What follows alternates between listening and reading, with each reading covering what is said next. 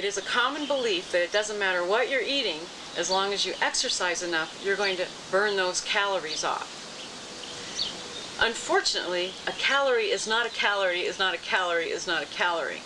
And if your calories are coming from foods that inflame your body, okay, and so at the top of those lists is going to be sugar, sodium, alcohol, refined wheat flours, and dairy, okay? If your calories are coming from those things, you're still inflaming your body, right? And so it doesn't matter how much exercise you do, your body is still going to be in a state of inflammation. And it's not necessarily going to burn fat nor help you drop weight. What you eat is 85% of whether or not you're going to lose weight. Okay? So just like a computer, when you're eating, you're putting data into your body. What's going into the pie hole is simply data for your body. And everything that you eat elicits a chemical response from your body. There's no way around that. You may be upset because you got in a fight with your spouse, and so you eat 3 donuts, and you think that should just wash through. What you don't understand is that you still have chemical reactions to those 3 donuts. It doesn't matter what your emotional state is, your body is still going to respond to those 3 donuts. Okay? Your insulin's still going to go up, your inflammation's still going to increase, you are going to store fat. There is no response for the human body to have other than fat storage to a donut, okay? No matter what your emotional state. And no matter how much you exercise, you're not going to quote unquote burn off those 3 donuts that we're talking about. It's not going to happen, okay? And so the most important thing that you want to change with your body, if you want to get healthy, if you want to get leaner, is to work with the food. You want to work with the data that's going into the pie hole, all right?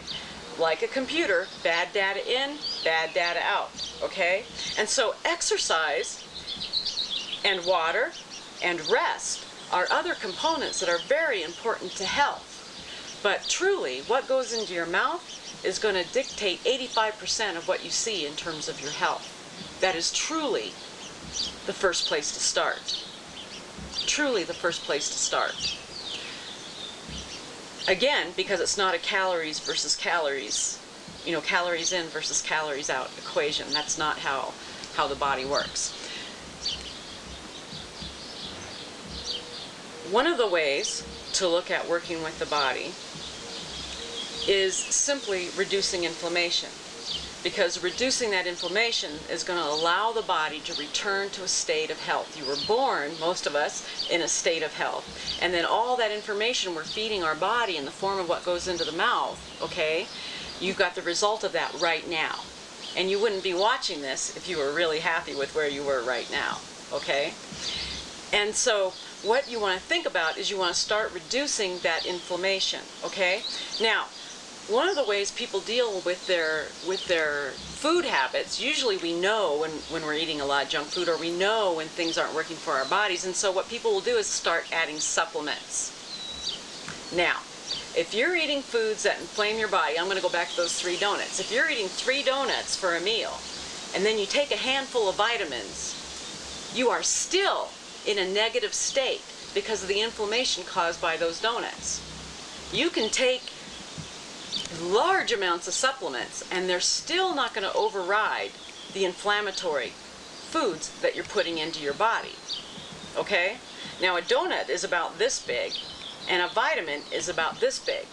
What is it in our brains that think the vitamin overrides the donut? Okay? Now, it'd be wonderful if you could eat a good food and a bad food, right? Say you eat a carrot and a donut, and they meet in your stomach, and the carrot says, dude, I'm going to carry this one. And the donut says, sweet.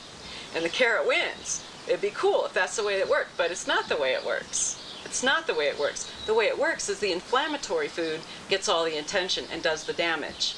Okay? So, all that to say that it's more important what you remove from your diet than what you add. So what you want to do is you want to start removing those inflammatory foods. And yes, you want to replace them with healthy foods. But if you're eating a diet that's high in processed foods and you start doing a shot of wheatgrass every day, that shot of wheatgrass isn't doing you any good. but it's making somebody some money. Okay? And this is what the diet industry is based on. And this is what the supplement industry is based on, is making money. So yes, these supplements and these vitamins and these different healthy dietary aids, yes, they have healthful components to them. But simply spending your money on all these products and doing more and more of these products, but not cleaning up your fundamental diet, not removing the things that are hurting you to begin with, you're not further ahead with the supplements. You're throwing your money away. You're taking it in, you're dumping it out, but you're not utilizing it. All right? The biggest bang for your buck is going to come from removing the foods that cause inflammation. And again, that's going to be sugar, sodium, alcohol, white processed flour, and dairy. And we will later go into the components of each of those and why they affect your body so strongly. Because a lot of those foods people don't believe cause inflammation. Dairy is one of those that there's a lot of controversy about. So reduce the inflammation by removing the foods that harm you first. Before you go on an exercise program, before you start taking supplements, before you do anything else, start removing those foods that cause you inflammation. One of the popular things that we hear is that, for instance, a wife will say, you know, oh, if I eat a half a cup of ice cream, you know, my weight goes up 3 pounds and I feel like crap. But my husband can eat a quart of ice cream and there's no change in his body. Nothing happens. It seems to do him just fine. He feels good. What there is there's a high level of individuality from body to body to body. And so what works for one person doesn't appear to work for another person. So that one person may thrive on a diet very high in red meat, and another person may not thrive on a diet very high in red meat. They may need lean meats, or they may need no meat. Everyone's very, very different. However, when it comes to foods that cause a high level of inflammation, when it comes to refined and processed foods, it's a different argument, okay? So we have two conversations here. Number one is that one person can eat ice cream and appear to be fine, and the other person eats ice cream and they gain fat right away and feel miserable. And then we have a person who can eat a high level of red meat and really thrive, and then someone else eats a high level of red meat and they get really sick. All right, so we're going to talk about this one first. When it's a healthy, unrefined, unprocessed, clean food, and one person thrives on that food and another doesn't, that's simply a level of individuality and chemical makeup, okay? Everyone's very different that way.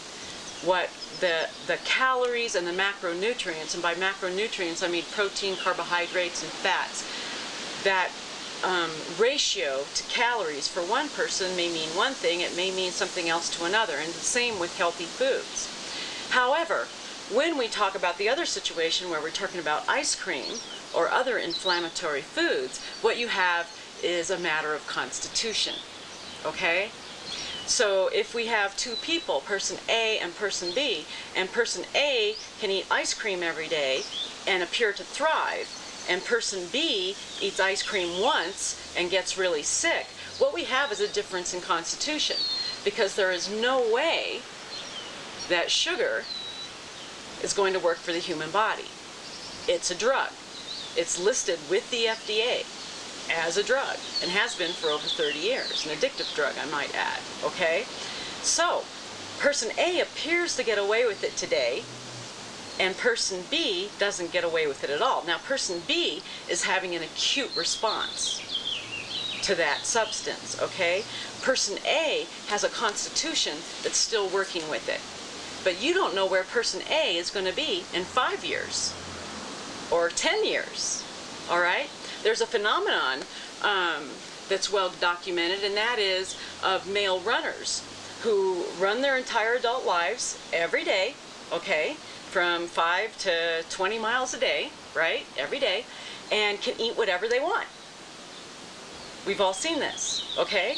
But in that population, there's a high incidence of these men where they literally walk in the door from a run and fall over dead from a heart attack.